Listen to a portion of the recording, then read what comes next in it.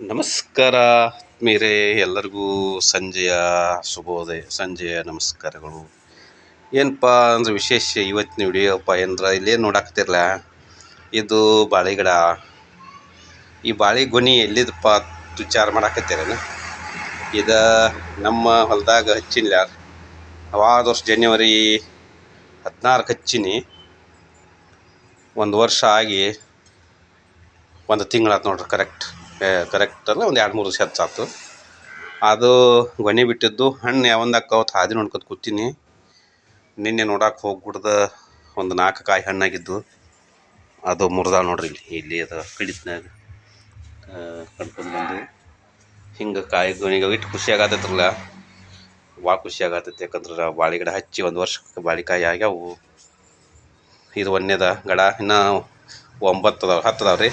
11 ತರು ಹಚ್ಚೀನಿ ಜವಾರಿ.